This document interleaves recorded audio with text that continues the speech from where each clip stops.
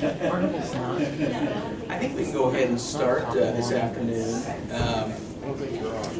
I want to thank you all for being here. Right? Maybe it's better indoors than outdoors. It's steamy and muggy outside. My goodness, Mother Nature and the weather have not been on the same page probably since April. It's been up and down for sure. It's so nice to see many familiar faces in the room. And I'm Dr. Sabapathy. I'm a medical psychologist with the Bariatric Center of Kansas City, and I can't believe this, but I've been affiliated with this center since 2002. Wow. And so time really flies by. It's remarkable, and you know what's been really fun for me as I work with people who approach this surgery for some different reasons, but a lot of similar reasons of health improvement, quality of life. What's been fun for me is to hear about stories with your families and your jobs and your responsibilities, because there's so many things that people need to do and have to do for others. And it's always great when people come here and say, you know, I'm ready to do something for me. And I think that's really, really important. So we want, and we're passionate about helping our patients get the very best outcome with the surgery and beyond, right? So if it's okay, just with a show of hands, maybe we'll ask, how many people are less than 3 months post-op? Okay, great. How many less than 6 months post-op? How about 1 year? And how about anybody pre-op? Great, welcome, welcome.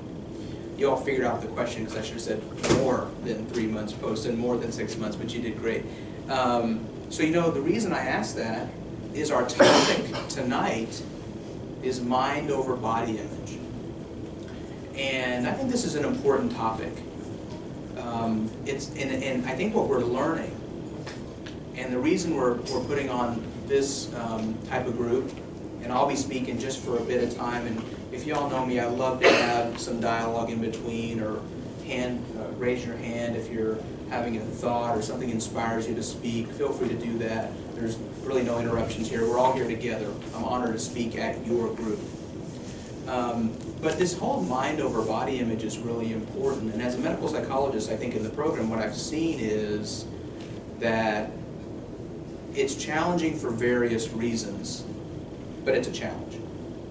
And so my belief is many people are here today to learn about ways that we can enhance our body image or improve that.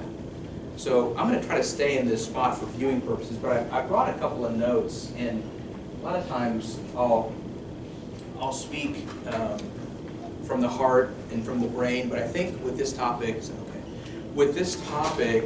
it is important to share with you what some of the research says. So I'm going to kind of provide that for you. And I think that's really important. So what I want to say first is, well, what's body image? What is that? I think we all have a general concept of it, but essentially what body image is, it's not individual or optimal body size or weight, but how you feel about your body and your life experiences. So we quickly know that body image is perception-based. It is based upon how we see ourselves, or maybe how we were taught to see ourselves. And I think that's really, really important to understand that it's often, we talk about perception versus reality, that it's often that perception that drives that. I think it's closely linked to our self-esteem and our self-concept. I think it's closely linked to that. And I think it's also shaped by a lot of the things and the experiences that we've had. A little bit of a, I'm going to fly over here. So, and it's not, you know, a lot of people look at body image as gender-based. The research says it's not so much that issue either.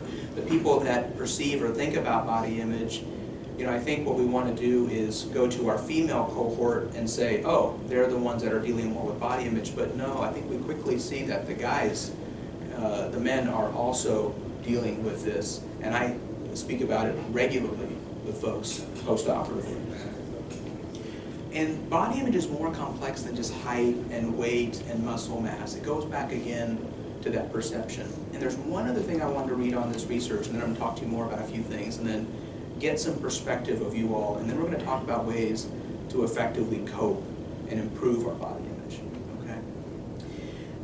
So, body image is either going to be driven by positive or negative, unfortunately. It's probably going to be positive or negative. And we're all here to achieve that positive body image. So a positive body image, we can find it noted by self-confidence. And I think I talk about confidence a lot. I spend a lot of time talking about that because I think that how confident we are about ourselves in that moment makes a difference on how we perceive and see ourselves. And it probably would improve our self-esteem or that self-concept, how we think about ourselves. Trust and respect for our bodies. Do we think about what our bodies are or what they're not? Do we think about what our bodies can do or cannot? And I think that's a huge part of body image. So if we go more to the cans and what our bodies are, rather than what they're not or what society says they're supposed to be, or what the BMI charts say they're supposed to be, I think we can shift to a more positive body image. So we're going to talk more about that. A freedom of expression, and it's not dependent upon weight.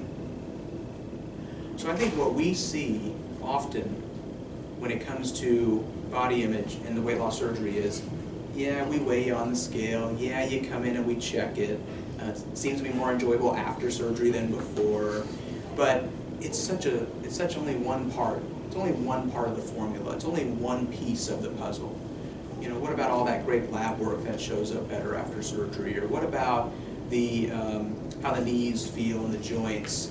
What about how better we're sleeping and resting, or how much less we can do at the doctor or the pharmacy? Those are so many important things.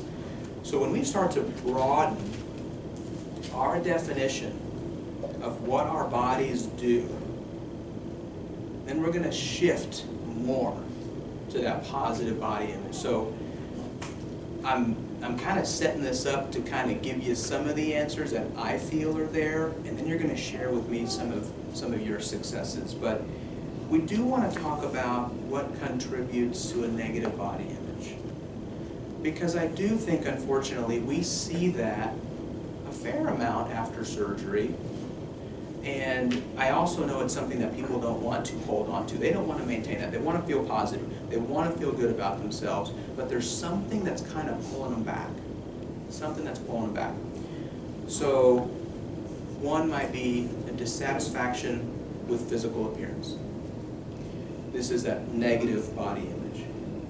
Or a belief that the appearance is being scrutinized and evaluated by others.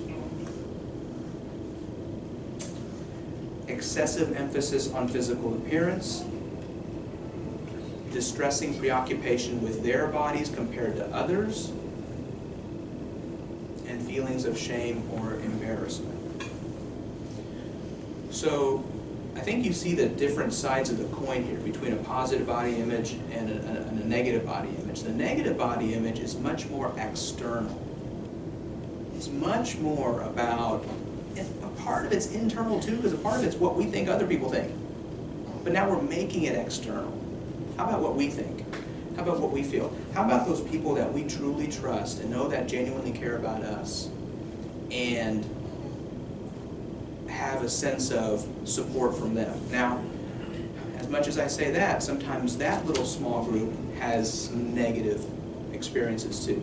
People that we want to hear the most positive from, sometimes we don't. But as I put this away, I think a lot of it revolves around what we were taught. I often will say that who we are is where we come from. And if you stay in a place long enough, you become a part of that place. Where do you hang usually for the most part, the first 20 years of your life? Home, parents, family, experiences. So when you think about that, if you're someone that's struggling somewhat with body image, what was that experience like for you? Was it calm, supportive, and positive? Or was it chaotic, stressful, and negative? And I think as I see people individually and I see them somewhat collectively in group, we'll start to see where body image or perceptions form. So how do we break free from that? If we come from an environment that had more negatives, how do you switch it to the positives? I gotta ask the group this question. I'm gonna ask this good group this question and see what y'all think. How do you shift it? How do you shift it from, if you were around a lot of negative, how do you shift it to being more positive? Anybody have any thoughts? Well, I think after surgery, my friends have changed. Those that, there were some that were even jealous and acted negative toward me, but by shifting myself and putting myself around encouraging people, that made a huge difference. Yeah. You know, so good comment. So the comment here was, you know, after surgery, some of my friends changed. And sometimes that is necessary. Because sometimes, what do they say? We are the company we keep. And so thus, if we run into a situation where we're around some of our collective is negative, maybe we have to change some of that collective. Maybe we have to make some hard choices or decisions, but maybe when one door closes, another door opens. And you know what, that's why I smile when I stand here in front of you all, because this is a door opening wide for you all here. And we're proud to offer this group because I think this is a chance to be around like-minded people doing like-minded things and wanting to make the most out of this process. Any other comments on shifting or other changes that we have to make? Yeah. Just to be aware of thoughts. Like, pay attention to them more. Try to, if you feel those negative thoughts coming in, turn them into something positive. Just consciously rethink, I guess, and eventually it just becomes habit. Right. Yeah. Really nice comment. It's about changing thoughts. And really that's the real root of the answer. It is about changing thoughts. You sometimes have to change your environment too, and your social network. But if you change some of your thoughts, that's a really important part. We're going to come back and talk about that because that's part of the coping. I saw two hands. Oh, no, I've already done it. But I'll come back to you. We'll come back to you for sure. Yeah. How do I change my family? How do I change my family? Because I just, I came tonight because I couldn't understand why I have a different opinion of myself than my husband has of me. And you just, no more time than what I've been here, I understand you say your childhood, what you've been programmed and everything. That's the reason why I can't see myself the way I look, is because I've been programmed all those years to have a negative look on my life, and I still have that negative look. So how do I get rid of my family? So part of the questions is... I don't want to pay to get rid of them. We don't want to pay to get rid of them, might be too expensive. We can kind of boot a couple of friends, I think, right? Maybe, and that's a little bit easier, but it's kind of hard to boot the family, right? Because that's you're kind of connected with them. But on some level, I believe the answer is somewhat similar, and it goes back to also the thoughts and the behaviors in your environment. You know, one of the toughest parts of being a kid is you don't have a heck of a lot of control. You are where you are. You can't drive off anywhere yet. You don't have a whole lot of decisions in the domestic duties. You have chores, they don't, right?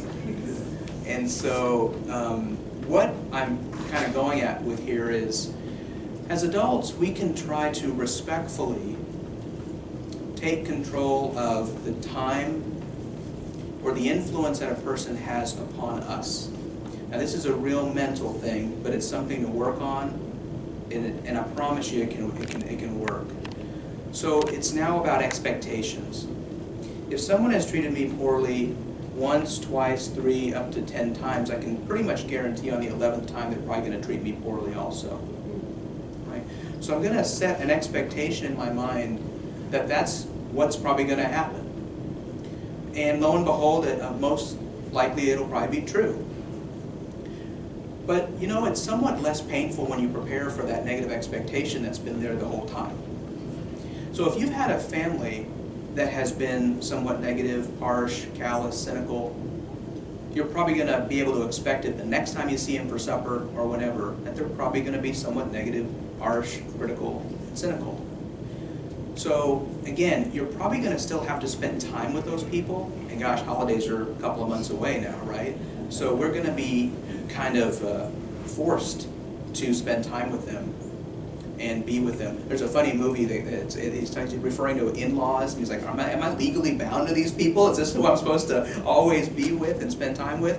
Well, family traditions are family traditions. We are kind of bound to be at a certain place. So the question is how much time do you spend with that person? Do you see them frequently? Do you need to see them frequently? I have someone I've known for a long time, and she sees her mother-in-law every Thursday, and really just essentially takes care of her as she's gotten a lot older. And she has it down to a science, because mother-in-law is a little bit just negative, and her health's kind of declining a bit, and so she's even more negative, and so she has it down to a science. She knows where she's going to go, how much time she's going to be with mother-in-law, where they're going to go have a lunch at a place that she likes. There's only three. She picks one of them, and she kind of controls that situation. And then it really sets a framework in her mind that I'm 30 minutes almost done, I'm an hour almost done, and it helps her. So she sets this expectation and this pattern. So this is hard because you can't always control a situation, or certainly what other people do and say, but that's one thing you could try with your family. They are going to be there, they are going to be at those events. And this is probably the key to discussing body image, is those people, those ones that are just constantly negative. When you guys have done something so positive in your life, it'd be nice if someone could jump on the positive train, but if they've never been on that train before, they're probably never going to be on it. The other person that shared brought up mindfulness. And Yeah. I've been going to a dialectic behavioral therapy group with my 17-year-old daughter for anxiety, and the parent has to go. Yeah. And I've learned so much from that. But one of the things is we did mindful eating, and it was a piece of Dove chocolate, and we slowly unwrapped it. I never knew there's a message on the inside of the Dove chocolate because I ate it so quickly. It's too good. Who needs to read anything, right? That's it. And where did it come from, and all of that kind of stuff.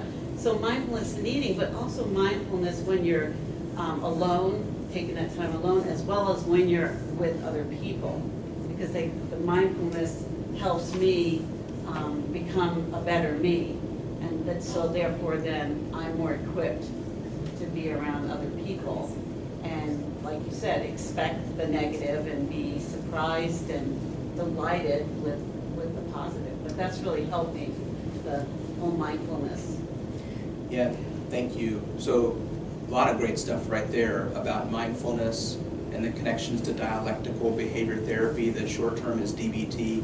Essentially what DBT is, it's a way to kind of adjust to those thoughts and those cognitions that get a bit more negative, and trying to be very centered, focus on control the controllables, right? And so that's really, really insightful, because that is probably a layer here. It probably takes some practice, it takes some support, and some DBT classes are offered in different parts of the area, but they're very, very good. We do a lot of CBT here, cognitive behavioral therapy, which has some similar principles. But you know what mindfulness really means to me? And I have this stuck in my brain, I say it a fair amount. But mindfulness to me is cultivating non-judgmental awareness. Can we be non-judgmental of ourselves, of others, of the things we can't control? of the situation that we're in? Or do we let those things envelop us and take us over, and now we're being driven by what's happening to us that we can't control? The things that are out of our control. But if you stay true to being non-judgmental, then you're really practicing mindfulness.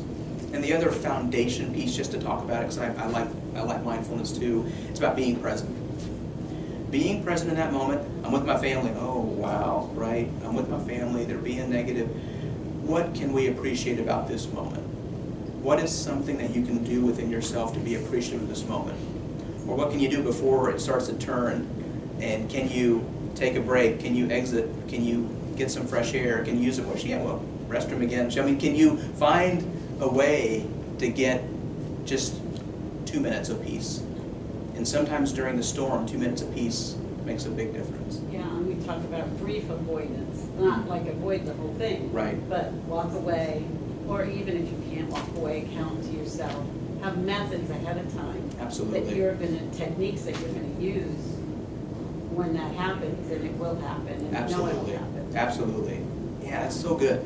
So good. Really good. Any other comments, thoughts about that? We're rolling a little bit here. Any other comments?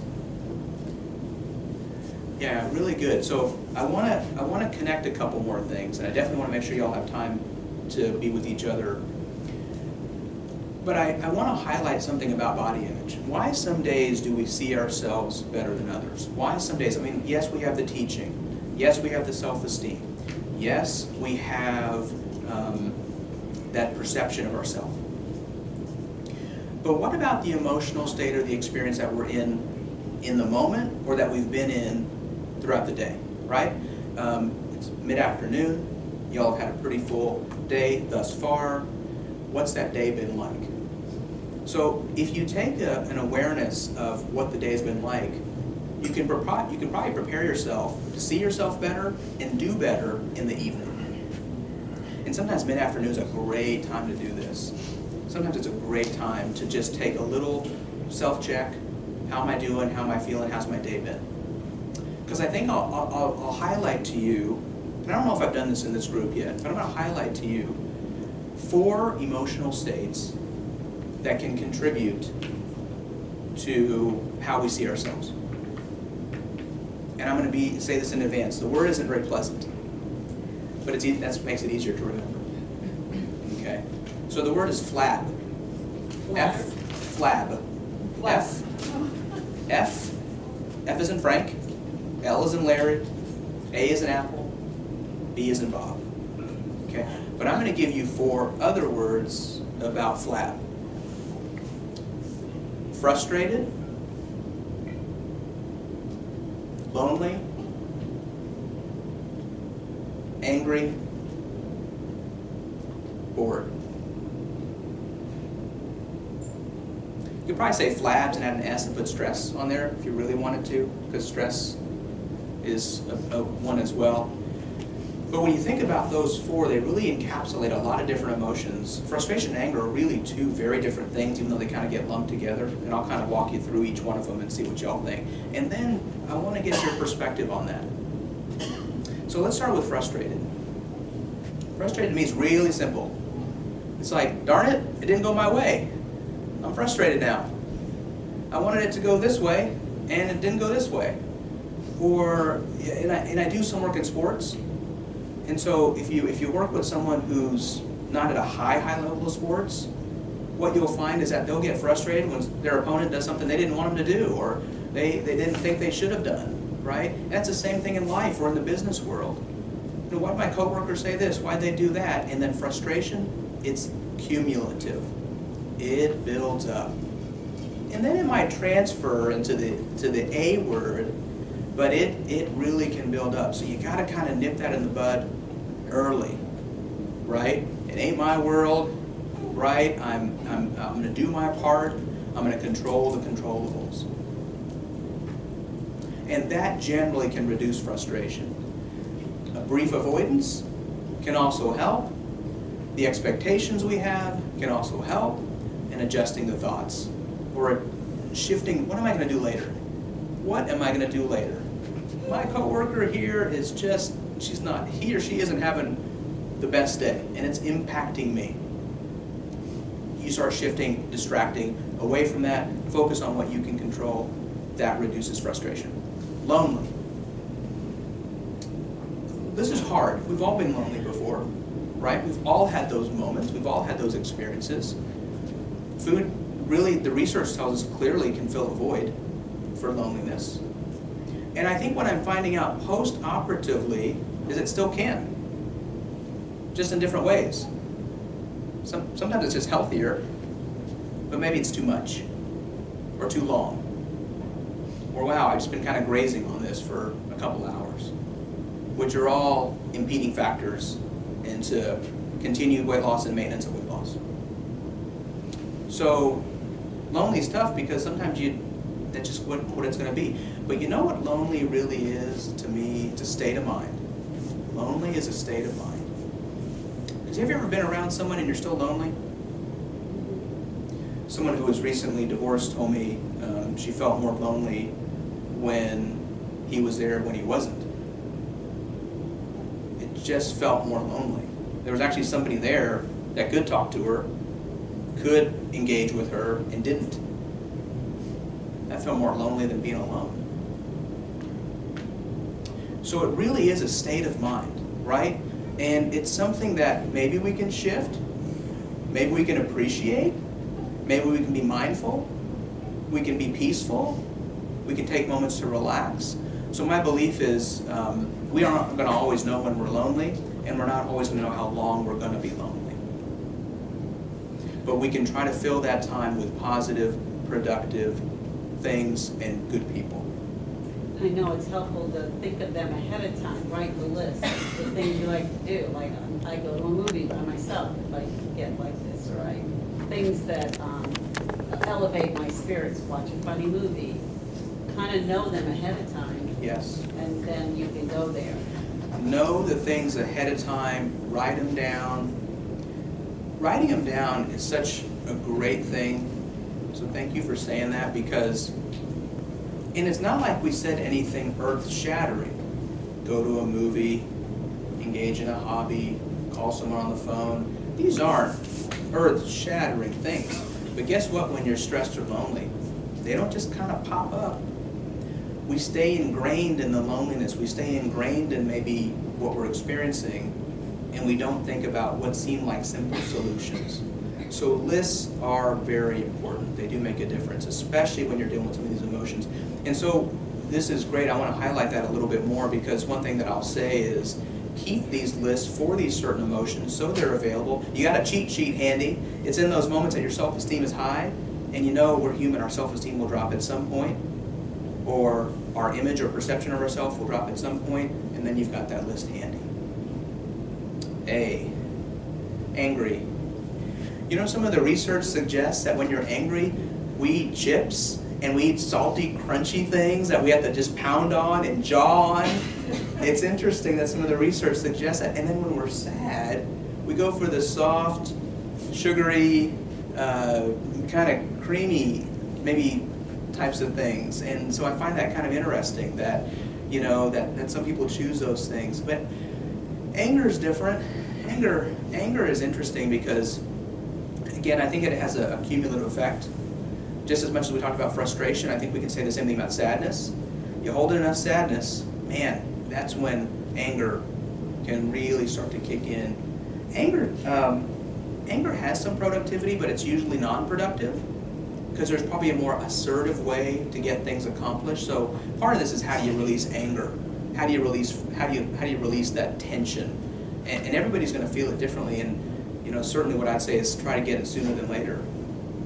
Right? Try to get it sooner than later. It has bigger consequences later for ourselves and for others. And we live in a world, if I may say, I mean, I think that we live in a world that's a bit more sensitive to that. So if we do have an angry moment with our coworker, then we're talking to our supervisor. You know, so there's a lot of consequences to being angry. But in the food world, I think the anger is really important to be mindful of. Because when I or anyone's angry, it's like, who in the blank cares right now? You know, and of course we care later. Of course we care later, but in that moment when we're really angry and it's really kind of building up, it's like, to heck with it. And that's when binge moments might actually happen. We tend to think binge moments happen from depression, which there's some accuracy to that. But I think the binge moments also might happen when we throw our arms up and we're like, I don't really give a rat's you-know-what right now. So that's one of those other emotions to be mindful of. B, boredom. We work with some of the hardest working, busy, more than 40-hour-a-week people, in my opinion, in our program. We have so many hard working people. One of the key questions I think I ask is just what you do, what your responsibilities are.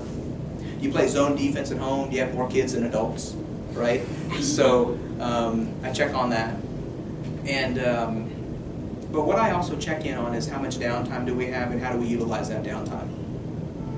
Because then we don't have board time.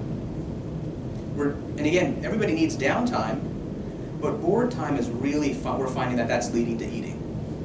Most commonly in the evenings, sometimes mid-afternoon, the adult after-school snack is kind of what I call it, and certainly weekends. Why on Saturday afternoon am I more interested in food than on Tuesday afternoon? You know, so a lot of it depends on how much we've got going on. The reason I talk about how busy many of you are is that which goes up must come down. And so when those distractions go away, we finally come at the end of the day, we have just a moment, that's when the appetite really can rush. Psychologically, that's when the appetite can really rush at you, because evenings are different. You know, if I told you about a soup and a salad, you'd probably think lunch, not so much dinner, even though that's a fine dinner. But we have a context in our mind as to what dinner should be. And all these things elevate more when we're feeling bored, when we're feeling frustrated, lonely, or angry. And again, we could probably come up with other emotions. What do you all think? What do you guys think about? We could probably come up with many others: comfort, reward, celebration. What do you all think? I think tired. I don't know if that's. It's up there. But that's. It's up there. Yeah. Fatigue. Yeah. Right? So physical and emotional fatigue is also can wear us down and can impact our emotions. And the reason it's important to talk about emotions, remember, it can affect our perception. It can affect how we see ourselves. It can even affect how we perceive our environment. We might see more negativity than we actually do. So now the last, oh please, go ahead. Socially, when I go out to eat socially with family or friends, and they want me to eat as much as they're eating, Yeah. my stomach just can't take it, and I know I'm going to be miserable if I even eat 1/10 of what they're eating. Sure. And they make a big deal over how much I'm eating. Right. And I'm like, I don't say anything about what they're eating, but for some reason they focus on what I eat. We have a cousin get together every month, and my cousins evaluate what I eat. I don't understand why. Right. It's any different. Yeah. Other people's interest in what we're doing, right? It's like, it's hard because you know, you might get that question. Hey, I know there's a 10-ounce filet. That's not what I wanted. That's not what I need. I know about how much protein I need, and I know I've been taught well by our dietitians and our staff, so you know, I know what I need. But I think that the key there, I think, to go back to is the expectations, right? If they've always done it, they're probably going to do it again. And then maybe a key there is how do you shift? How do you shift topic? How do you shift away and talk about something different so their mind can go towards something different? Sometimes that helps. Redirection.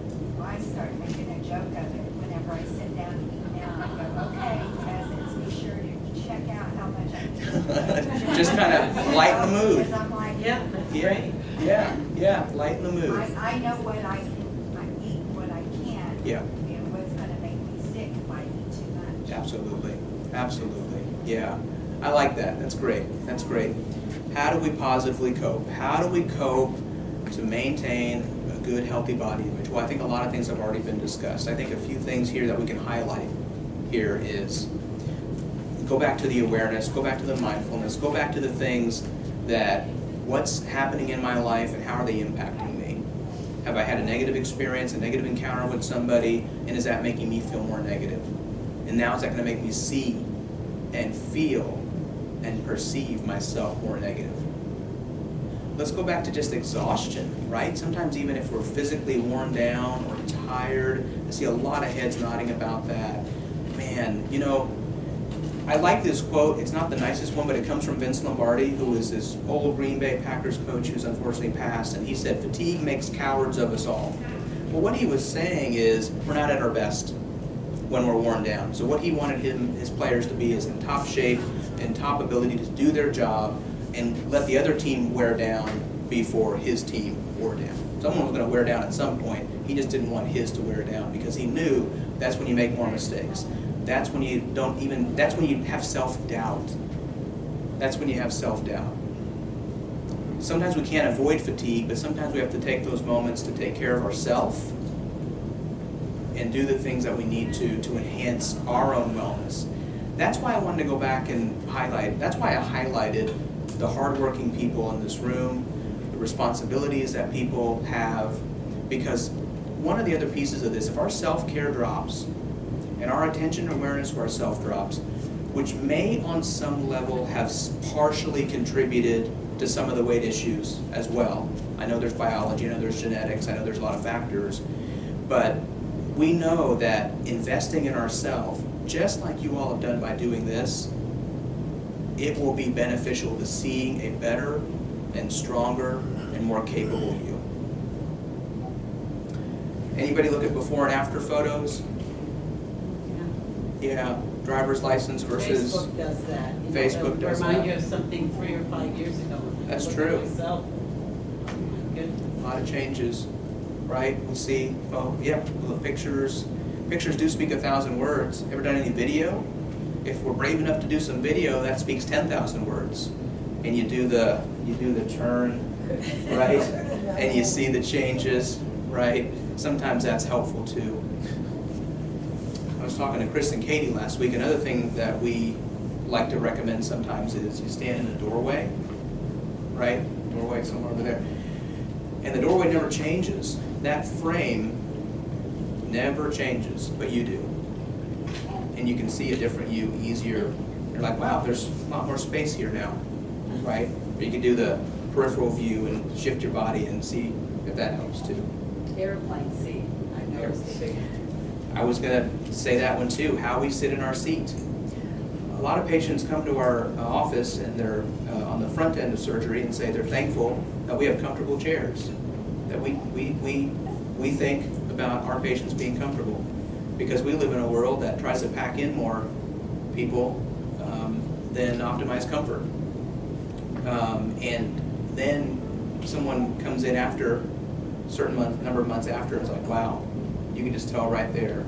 But those airplane seats are good ones, right? Because boom, there's a spot there. I mean, it is what it is. It is what it is. Don't get the middle seat, my goodness, right? It is what it is, right? Or sit next to someone that overflows. Correct. It's hard, right? So there's ways to look at this. And I want to go back to one thing that we were talking about earlier. Broaden your definition of success. Broaden your definition of what this was for you. I'm asking people a lot now on the front end, what's their why? Why are you doing this? Why is this important to you? Write it down. Put it on paper. Remember it. Tweak it. Adjust it. Keep that why in your mind. And don't just make one why. Try to find a few, but make them really personal to you. But if you go back to broadening success, you'll see a better you. If you just focus on the scale, you'll kind of emotionally and mentally and psychologically live by what it does to you. Because you're doing a lot of things right. And the scale just takes one unit of measurement. We got pretty nice scales in our offices, but they'll just tell you the weight, right? And that can fluctuate and shift and change. We all know this logically, but then why do we put so much power in it? Well, we do because it's important. We do because it's important. But there's other things that are important too. And let's go back to them. Blood work. How do I fit my clothing? Do my knees feel better when I wake up in the morning? Do I sleep better? Do I take less medicines? Do I not use a CPAP machine anymore? Am I able to get up a flight of stairs easier when I don't want to wait for the elevator? Isn't it just great that I have the option not to use the elevator? I mean, some of these things are really important. So what I want to leave you with is, when you take a broader view of your ability to see yourself in more positive ways, you're going to see a better body image. That requires some mindfulness. That requires some adjusting thoughts. That requires some expectations. And that requires putting yourself in a position to see yourself maybe as other people see you. And just go ahead and accept the compliments. I know you all get them. Go ahead and accept them. Make them a part of you, because you deserve them. Do you have any questions or comments or last thoughts before I turn the group back over to you guys and to Katie, Chris, and Laura? I appreciate you all. I really, really do. Our program is here for you, before or after, right? 2 psychologists, 2 dietitians, 2 physical therapists. Have you met our physical therapists? They're great. They really, really are. We're so lucky to have them.